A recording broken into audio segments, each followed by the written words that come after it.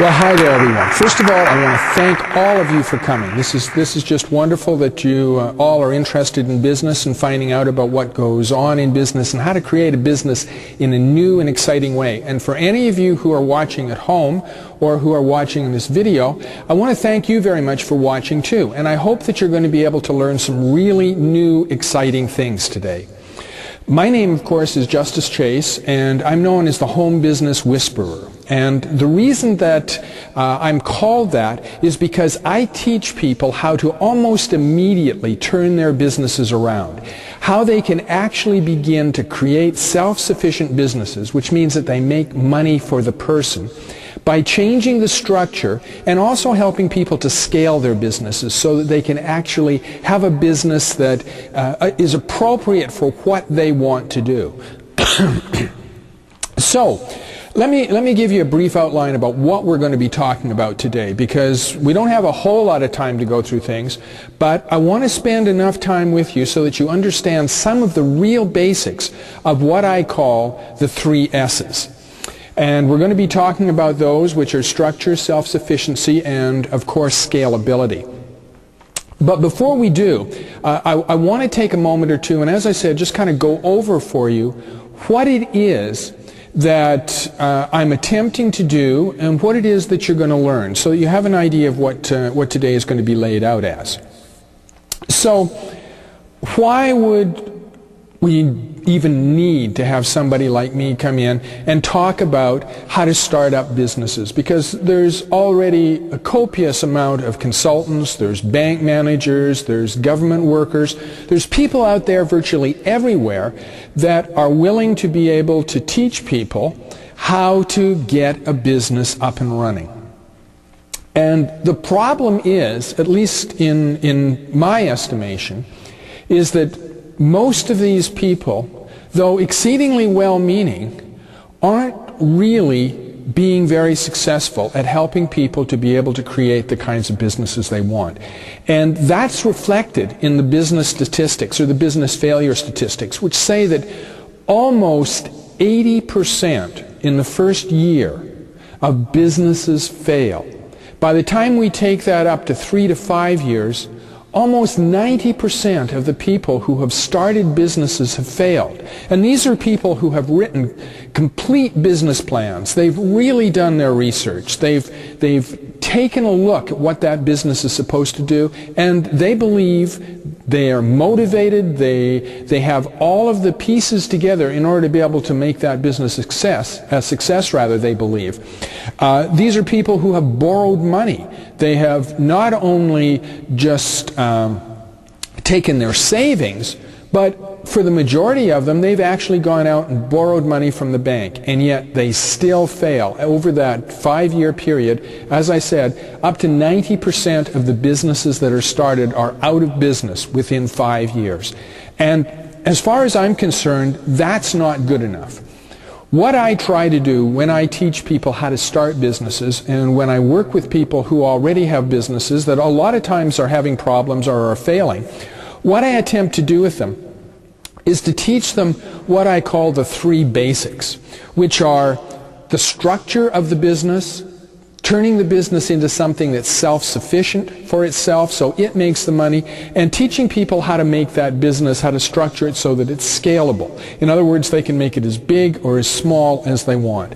So what we're going to be doing today, or what I'm going to be doing with you, is I'm going to be talking a little bit about those 3 S's, the structure, self-sufficiency, and scalability. And I'm going to be giving you more information about what those particular words mean and what that means to you as a new business owner. We're also going to explore what I call the 2 great myths. And these are 2 basic myths that are out there. They're being perpetuated by many people who are in the business to help individuals such as yourself who are thinking of starting a business or who already have a business and it's in a little bit of trouble. And these 2 myths really get in the way of you being able to have a business that thrives. We're going to talk a little bit about how these myths hold people back and some of the things that prevent people from starting businesses, because there's a lot more people want to start businesses than actually do. And there's some real good reasons for that, which we'll get into. And I also want to give you an example. We may have time for two, but at least one example of what I mean by creating a business that has structure, self-sufficiency, and scalability, and how that differs from the normal, conventional type of business. But before we get started and we jump into that, I want to tell you a very short story. There was a young farmer. He wasn't actually a farmer when he got started. He was a young fellow, and he wanted to start up a hobby farm. And he moved from the city out to the country. And he'd spent most of his money getting his hobby farm set up, getting the house all refurbished and all this kind of stuff. And he hadn't started with a whole lot, so he wasn't feeling as flush as he could. And it was time for him to get a new animal. So he thought probably getting a cow would be a good start for my hobby farm. He had noticed a farm just down the way, and the farmer there seemed to have a lot of cows, so he thought he'll just hop in his truck, drive down, knock on the door, and see if he could buy a cow. So he did that, knocks on the farmer's door, and an older farmer came to the door. And the young fellow explained the situation and told the farmer that he'd like to have a cow. Now the old farmer said, "Sure, I can sell you a cow. I've got lots and lots of cows in my backyard here, and I can get you a good one for $2,000 or $3,000. Well, the young guy just was totally blown away by this, because he said, "I can't spend $2,000 or $3,000. I don't have it. In fact, what I've got to spend is $100. So the old farmer kind of laughed and said, "$100? Well, I don't know. I do have one cow that I could let go for $100, but she's old and not very healthy, and I don't know if you'd want her." And the young guy said, "Yeah, that's great. I just want to get started. I want to get learning about how to look after livestock and everything, so this will be a great thing." So he peels off $100, hands it to the old farmer, and asks the farmer if he could deliver that cow to him in the coming weekend. So the time goes by, and the young farmer gets things ready at his farm for the cow to arrive. And the weekend comes, and the old farmer comes up to the young guy's door, knocks on the door. The young guy throws open the door and says, "Wow, great, did you bring my cow?" And the old farmer looks at him and says, "Yeah, I did. But we have a problem, because on the way over, the cow died." And the young guy looks out into the farmyard, and there in the back of the pickup truck is the cow laying with its feet sticking straight up in the air, obviously dead. So the old farmer kind of looks at him, and the young farmer looks back, and the young farmer says, "Well, that's okay. Just give me my $100 back, and we'll call it a day." The old farmer looks at him and says, "No. It doesn't work like that. You bought that cow last week. I held it for you at no cost. I drove it over here. The cow is yours. But I'm not going to be a complete nasty person. What I'm going to do is I'm willing to take the dead carcass back to my place, and I'll bury it using my backhoe, so you don't have to worry about it." And the young guy says, "Oh, so the cow is mine." The old farmer says, "That's the way it is." So the young guy says, "No, that's okay. Just take it around to the barn in the back, and I want you to drop him off, and that'll be fine." So the old farmer shakes his head, takes the carcass around to the back, drops it off, and heads off down and out onto the road back to his farmyard. Well, about a month goes by, and there's a knock on the old farmer's door. And he opens up the door, and much to his surprise, here's the young farmer again. And the young guy says, "I'm ready to take one of those $2,000 or $3,000 cows." So the old farmer and the young one go out into the back, and they pick out a cow that would be suitable for the guy. And the old farmer assures him that this is a great cow. It's certainly not going to die on the way over. But as they're walking back to the farmhouse, the old farmer says to the young guy, "Well, what happened? You know, like last month you were broke. You couldn't even afford $100 for a cow. And now you're willing to pay $2,000 or $3,000 for one. Did you get a really great job or strike oil on your land, or what happened?" So the young guy looks at him and he says, "Oh no, I sold your cow. You know, the one I bought for $100. And the farmer looks at him and he said, "You sold my dead cow, that cow I dropped off at your place, for $100? How on earth did you sell that cow for $100? And the young guy looks at him and he says, "It was easy. I raffled it off. I just put an ad in the newspaper that said, 'Get a cow, $10. I sold 500 tickets at $10 each, made $5,000. The old farmer looked at him and said, "But the cow was dead. Didn't anybody complain?" And the young guy looks at him and said, "Only the winner," and I gave him his money back. Now, you may be thinking, what on earth does that kind of a story about selling a dead cow, what does that have to do with starting a business? Especially, what does it have to do with structure, self-sufficiency, and scalability, and being able to create a business that works right from the start? Well, the answer to that question is really quite simple. It's thinking outside the box. And though I don't want you to go out there and start raffling off dead cows, what I do want you to do is I want you to start thinking in new ways. Because right now, at least 99% of all new small businesses are started in basically the same structure. That's you go out and you start your business and you run the business, you work in the business. It's what I call an equity producing job. Basically, you start the business by being the employee within the business and being the employee that does everything. Now, as I said, that's the way that most businesses are started today.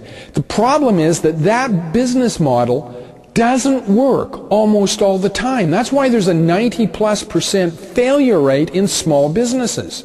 Because the structure that the people use to start their small business doesn't work.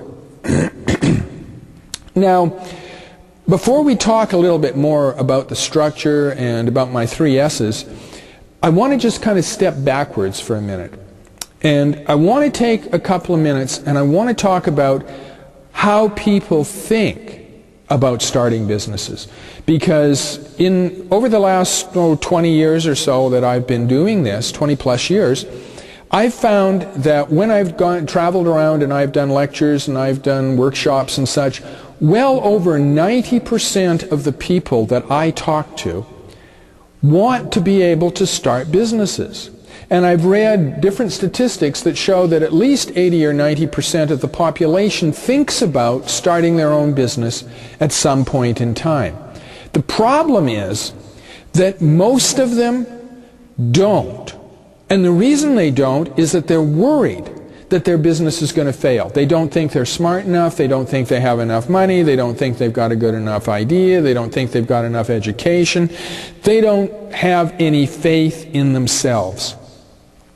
And the reason for that is because we have been brought up to believe that whether or not a business fails or succeeds is based entirely on you. In other words, if you do well, if your business does well, it does well because of you, because of your energy, your input, all of these different kinds of things. That's the kind of reasoning that is out there right now about people starting businesses. So most of the focus on getting you ready to start a business is put directly towards getting you ready to run your own business. And that means usually taking entrepreneurial courses, which usually amount to not very much more than learning things like rudimentary accounting, rudimentary law, a few things about how you fill out forms, maybe a little bit about advertising, things that definitely should be passed on to professionals, because you can't possibly learn enough in a 2-week or 10-week or 10-month course. In order to be able to be an expert in law and accounting, you need to have your own lawyer, you need to have your own accountant. But as I was saying, the work is done on the individual. Very little work is done, if any in fact, is done on what I call the structure of the business. And that leads me to the first thing that we're going to talk about today, which is what I call the 3 S's. Structure, self-sufficiency, and scalability. These 3 things make up the backbone of the process that I use for what I call home business whispering. Because I believe totally if a business has the right structure, then that structure can create for it self-sufficiency so that it starts making money right away. It doesn't have to wait for 2 years or 3 years for the business to start making money. It can start making money right now. It also allows that business to fulfill its function the way that the person who started that business wanted that business to fulfill its function. And what do I mean by that?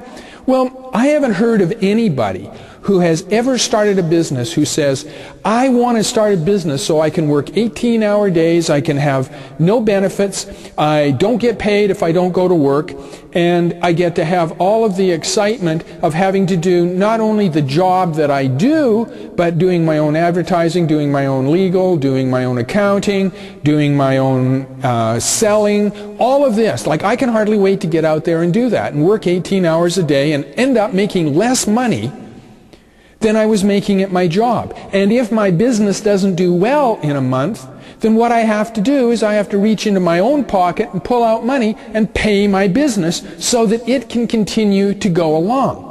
That's not why people get into businesses.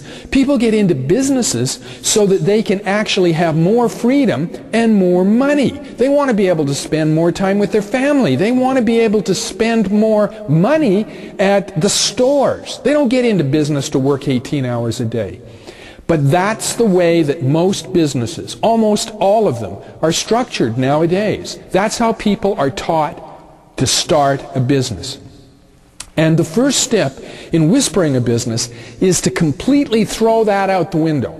To first of all, ascertain what is the best structure for this business that will allow me to start it for next to no money.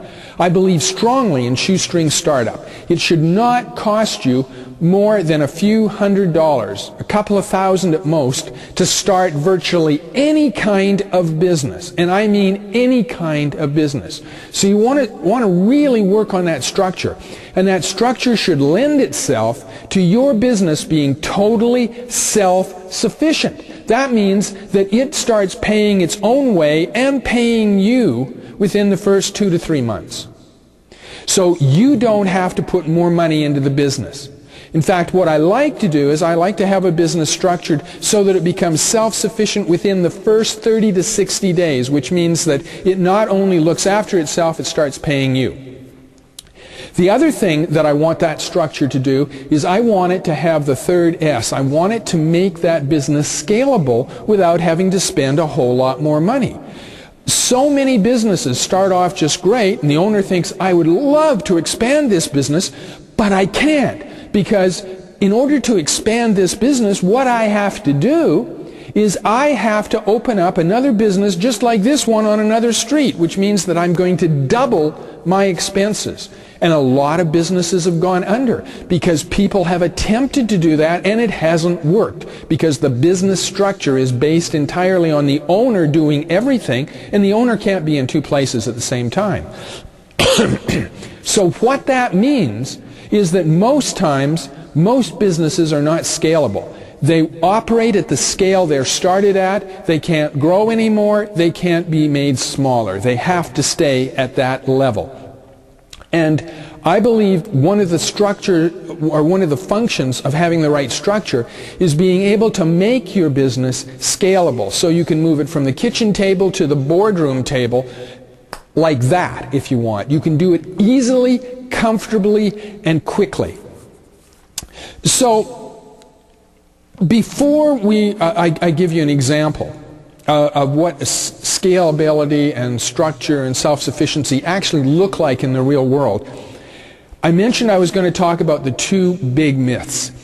And I want to take a moment or two, and I do want to talk about those because they are so important, especially for any of you who are new in getting into business. And you're just thinking, gee, I'd like to get into business, but I don't know. I don't know if it's the thing to do because it could be expensive, it's going to be risky.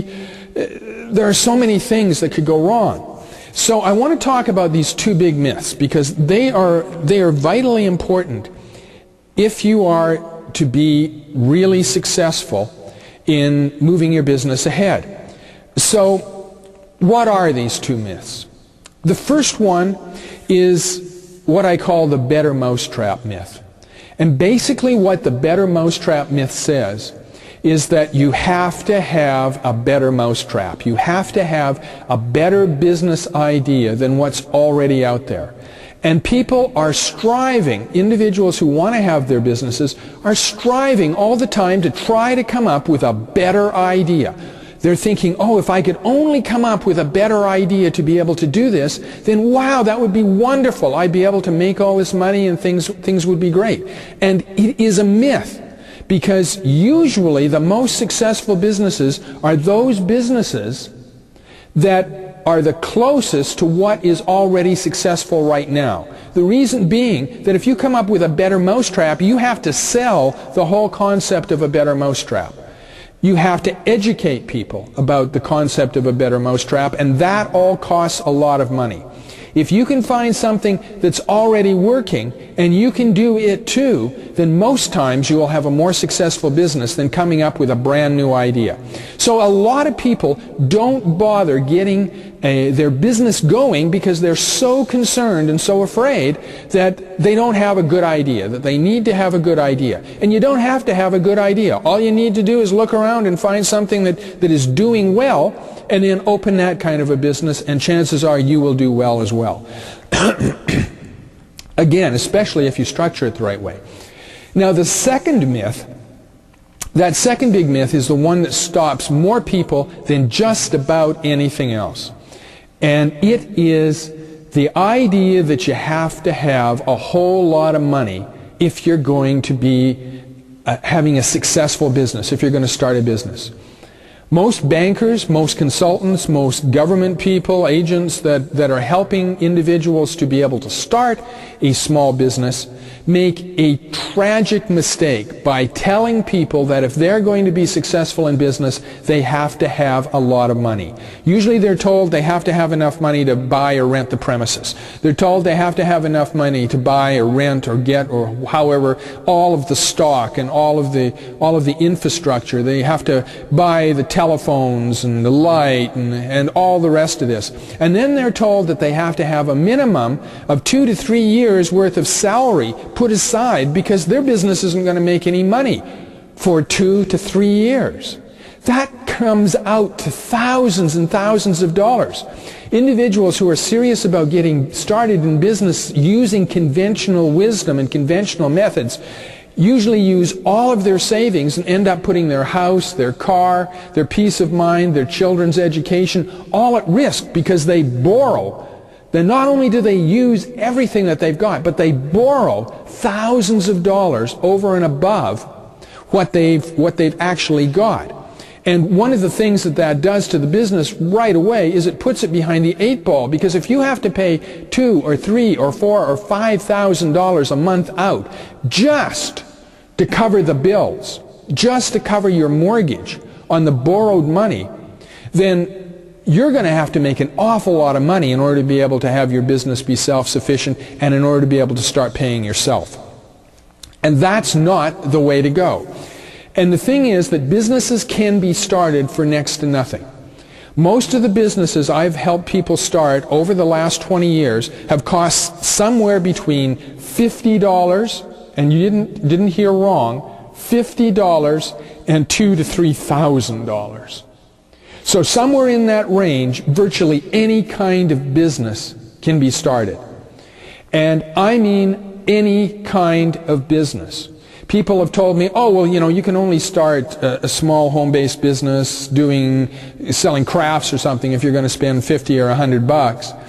And that's not the case. In fact, the example that I'll give you in a couple of minutes, I'll demonstrate how a person who thought they needed to spend $20,000 was able to start their business by changing the structure, having it be self-sufficient and scalable, and start making money within the first 5 days the business was open, after having spent no more than probably $75 to $100 in order to get that business going. And as I said, the traditional consultants had told this person that they were going to have to spend a minimum of $20,000, and it was probably going to take them a year, maybe a year and a half before the business would be self-sufficient. But I'll get to that in just a moment or two when we actually talk about the examples and I give you a real-world experience of what changing the structure in a business is actually like. Before I do that, I just want to take a moment or two more, and I want to address this whole idea of starting a business on a shoestring, or starting a business without a lot of money, a little bit further. Because as I mentioned, that myth, number 2, and myth number 1, which is, of course, you have to come up with a good idea, are so ingrained in our psyche that we really have to think hard to get outside those. Our belief systems are such that we believe so totally we have to have a lot of money or we have to have a great idea that very often we don't even attempt to think outside the box. We just stop ourselves immediately. And it's so important that you don't do that. If you want to be in business, you can get into business, and you can get into business right away. We can show you how to start your business on a shoestring, spending almost no money. We can show you how to structure your business so that it will work, so that it's self-sufficient, and so that it's scalable. We can show you how you can actually turn your business into something that works for you rather than you working for it. And that is so important. No matter who you listen to or what you do with your new business, make sure that that new business does what it's supposed to do. And what it's supposed to do is give you more time, more freedom, and more money. It's supposed to help you. It's not supposed to be a burden on you where you can't leave. You or your wife or husband have to be in the business all the time, looking after it. That's not a business. That is an equity-producing job that you have paid a lot of money for. So, I'm just getting a sign here that we're going to be having to wrap up fairly soon. So I want to jump to an example of what I mean by changing the structure so that a business can be self-sufficient and it can be scalable. And I want to use as an example a young lady who came to us. She had been to a couple of business consultants before, and she had been told that it was going to cost in the neighborhood of about $20,000 in order to be able to get her business up and running. And the business that she wanted to start was something that I'm sure you're all familiar with. It was desktop publishing. She was told, of course, that she'd need new computers, new software, she'd need a building in order to be able to operate out of, she'd need telephones. She'd need all of these different kinds of things in order to be able to set herself up. Plus, she'd probably need somewhere in the neighborhood of a year to a year and a half before her business grew to the stage where it would be self-sufficient and she could actually take an income out of it. She would be making money all along, they told her, but by the time she'd paid off her loans and by the time she'd paid for her rent and she'd paid for all of these other expenses, of course, she wasn't going to be taking that money herself. It was going to be going to somewhere else. And the problem was that she didn't have $20,000 and she couldn't find anybody that was willing to borrow $20,000, so she came to us.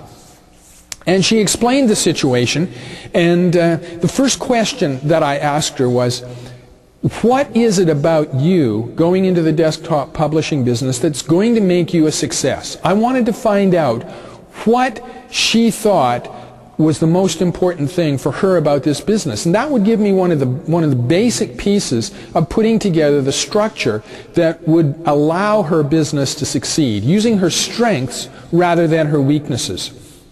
And she told me that what she thought was going to make her business a success, why she thought that she could do it, was that she was a great saleswoman. She said that I'm pretty, I can go out there, I can flirt, I can, bat my eyelashes, and guys will buy from me. I can sell. And most of the people who have desktop publishing businesses, I've done my research, they're all kind of nerdy guys, and they don't want to go out into the public. They don't want to sell. They don't want to talk to people.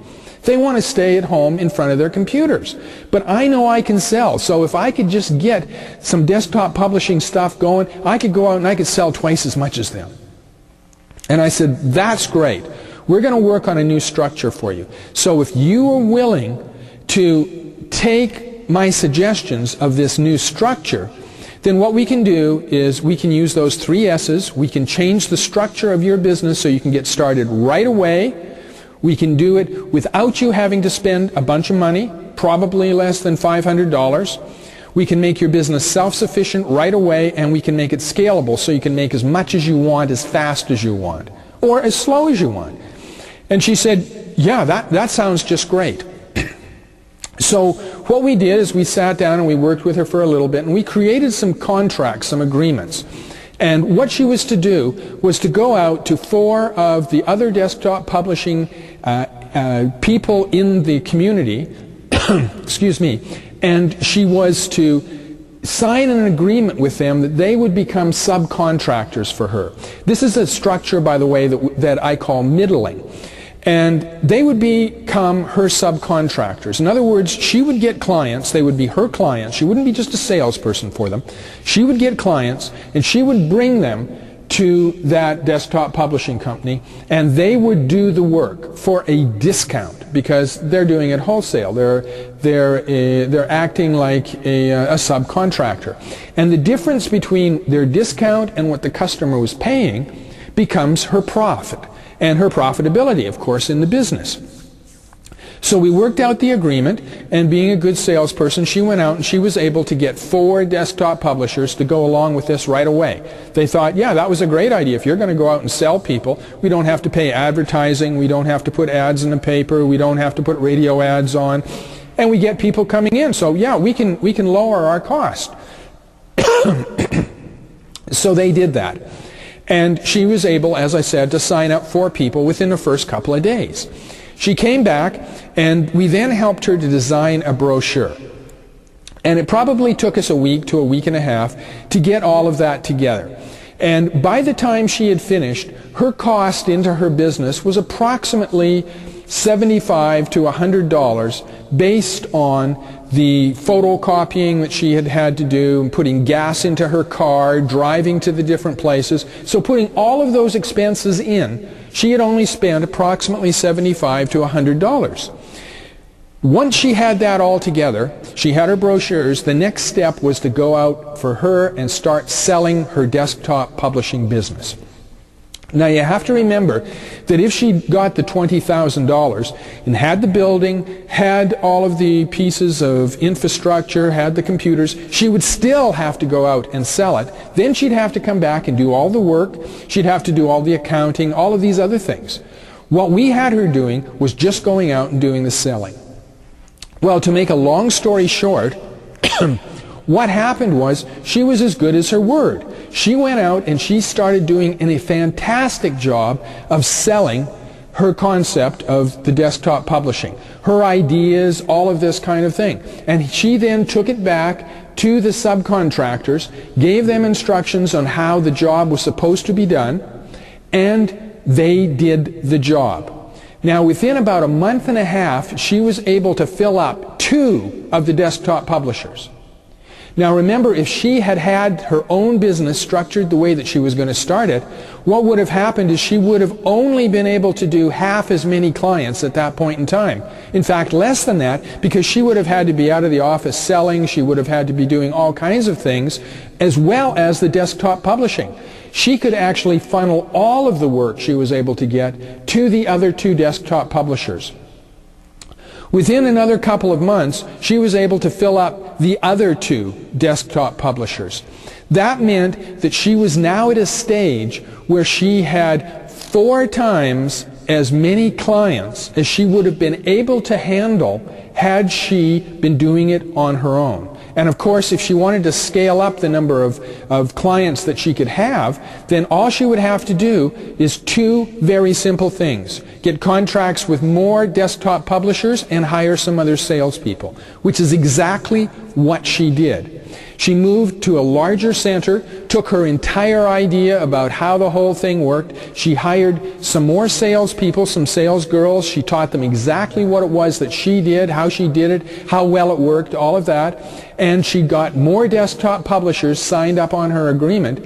And the last time that I was talking to her, she was making somewhere in the neighborhood of $7,000 to $10,000 profit into her pocket every single month. And she was doing almost none of the work. Her work day consisted of getting up in the morning and spending a couple or 3 hours on the telephone to her sales crew, finding out exactly what went on, talking to a manager that she had hired to make sure that all of the subcontracting was being done the way it was supposed to, and then she would go out and spend the rest of the day sitting by her pool. That was truly an example of using the correct structure to create immediate self-sufficiency and immediate scalability, so that that person could create for themselves a really exciting and powerful business that just moved right ahead. By having that right structure, she avoided having all of the infrastructure payments that she would have had if she'd rented or bought a place. She avoided having to do all of the work of sitting down and doing all the desktop publishing, which would have limited to the number of hours she could put in, how much work she could do. It allowed her to scale the business to any size that she wanted to, again, something that would have been impossible had she started the business using a conventional method. So it met all three of the major S's. By creating the right structure that fit for her, it allowed her business to immediately become self-sufficient, and it immediately allowed the business to be scalable, if she so desired, to any size that she wanted. If she wanted to, she could operate using that same structure, having people in 25 different cities.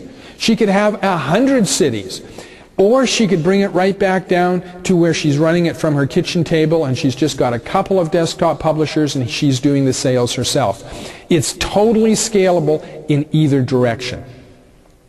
So I hope that this has given you an idea of the different kind of structure.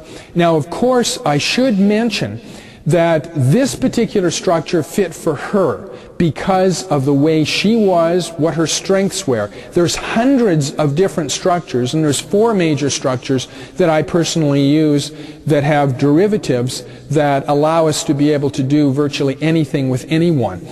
The trick is, though, talking to someone who can help you create the kind of structure that's best for your business. So whether your business is having problems and needs to be restructured, or whether you're in that lucky position of just getting ready to start that business, please get in touch with us. Give us a phone call. I do consulting over the telephone, and I also work in person, and sometimes over the internet as well. So if this interests you, if you would like to learn more about how to structure your particular business and business idea so that it has the right structure to make it self-sufficient and to make it scalable, then please get in touch with us. Now, I notice I'm getting the sign that I'm all out of time here, so I want to thank all of you for coming. Thank you very, very much. And for any of you watching at home, again, I want to thank you very much for taking the time to actually listen to the program, and I hope you've learned something. All the best. My name is Justice Chase, the Home Business Whisperer, and have a wonderful day.